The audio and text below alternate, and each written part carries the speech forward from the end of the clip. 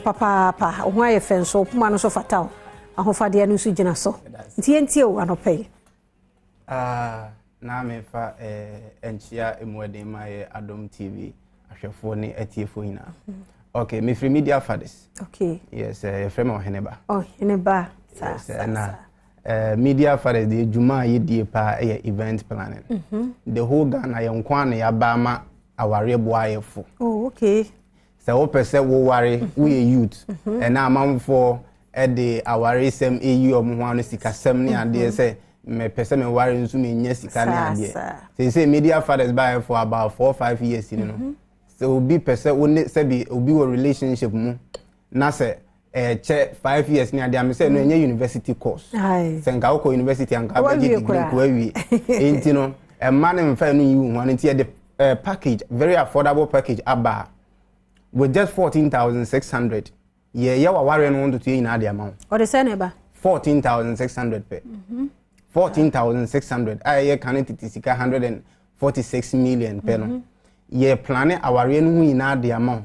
Me kire say ye be ma oba na tade wedding gown. Okay. Ye ma be ma no suit. Okay. Suit no wedding gown no so nye ade bi se bi ade de rent ya na say we are ye de wa we are de ko oba you media fathers you showroom kama suit no abe ma no be kwa kugina choose suit a wo pe. Okay. Na colors a wo pe na ade akọ oba no nso no se ma no ahema asem ne ade nu se mo kire mo kakra trimudan so ho nti ye be wo de star beba ni yesusu ni apam style a wo pe e de ama ye bia ye wo de ya eni ye be sa ware foforo what ya say ese ye wo huno enti se wo mpe wo ya menim de ope na enu achi no nso no ya sanso atwa correct decoration or reception hall no. Okay, na bridesmaids no mo ne ade ne omo de ne de nka ho ayo ti nde one ade be kan one ade be kan but your package foforo ho no mo a eno nso ye ma bridesmaid ne ntade packages no doors but ba ko ho nkomo ne yedie nti no 14,000 ba ko no 14,000 no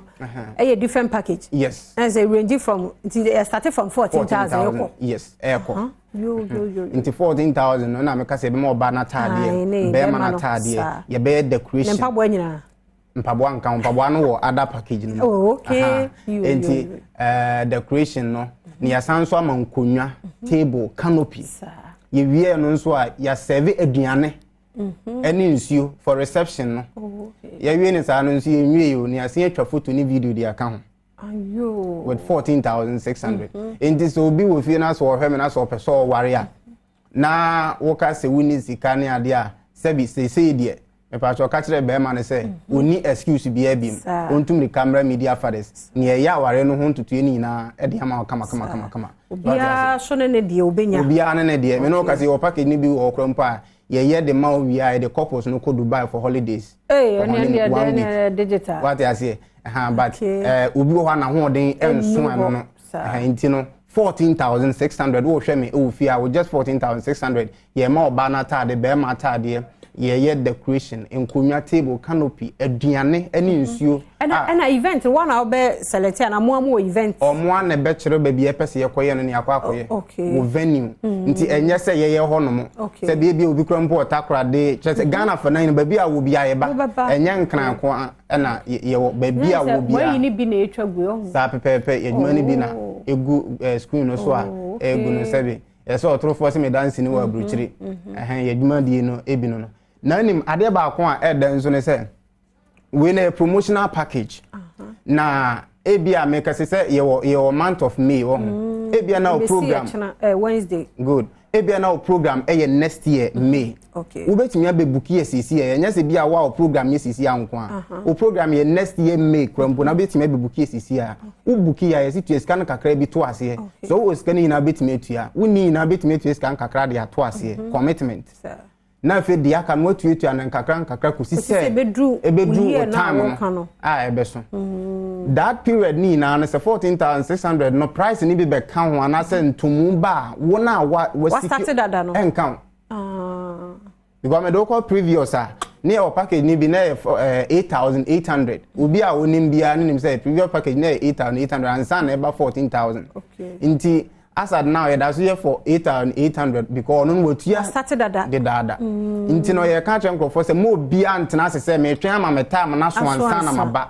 wo mra na be a price no cost because ya in the way system no esia no nti wo a wo hwe me sisi no na me to me nsa for say fa numbers na e wo screen no so no na fresh sisi wo say media fathers ya ready ya pese book to ho no mo ye program no ye next wo book e ma 1 year na mpacho we de me nyonku bi ama ne hunu na nko obeware kwan mu ana atorenchen bi eto no wodi kan tua ne niema odi beye nanimo ewi akire sade no wanya problem sika ama because modie mumie hunu go be wi akire obi aka say na afia na yes I interview mumie hunu say you refine and in case of emergency bi na nipa no per se o jai adwuma like onu mu jai service na more refined this wo ba ye won hihye wo hono enye sese be obetu asika na ane age de ko nkrata asem wo hono a e bandi the two of us obi a ready ete ase nwu se ade na me de me nse ko sha ase no mepe ansa na adu sika ye den aba ayi na e bete ho ase ase bi ade be chi no obi a enkonkutie obi a nanti but what ase ya nti ase sa obewie afia na ehunu amane na afia na de ne bai na afia wo ye hu no sikasem na ye ba ye nso no nyame adom there has not been any incident say Sebi obi abitu any sika na ya nye program for the past 4 years we've been on many TV stations but afeni ye ba Adom TV ane mo abebu muso Adom was much na ko besi ya ha ana ha ho ko ba bi so ba ha ni aye no once and for all the amount so wadi mkra na ukre mate was no kra de ba ko ya ba de enko ba bi enko na obetu sika egu kwa mate o ye ni poduo na de aba ni aye na kama o de wi obo hu se de course no betata wa de nya so ba mu anamo aye ntientia o se commercial ye no nya just a day na nya result to so no hu se kai ko for the mean business nti ada asesa odu adwaton de abeso yasene nti mo office no wa hin obi wa no anya phone so nkomo ba so no aba ho no obehunu de etuamu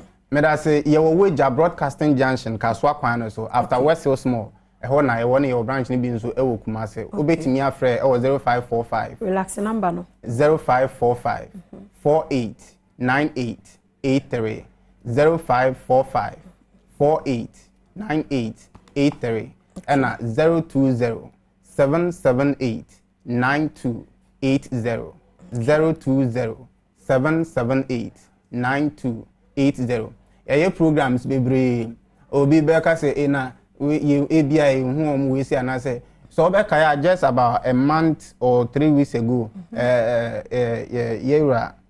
state prophet Ujaba eye program bi Independence Square and check ra kase power Independence Square program na course Independence Square na any organize bibia nkonya everything that they did media fathers na organize and many other events intinanya ba bia wo ba na sebi wa ba betu sika egu wa woni kofa bai na nyame adom ni ye bodu atran so wa heya I say awade nkoso ma wonimdie no na fa boa me sure so say I employ mabunu so amo adwuma na me sure no da yeso awade de aso wo na entrenya kese eno ne ye hwe animu Ghana ya ye de ye ni ya de ti nyame sure pa nyame sure ti 14,600 eko ubetimi de aba e de aye where they know the amount come na say be anyese be esika no so ntimi ye bibia the amount keke wa pictures na show ewo TV no so na hu say enye bibia keke obi betimi so akọ before team me ba behwe ne other price me hwe difference no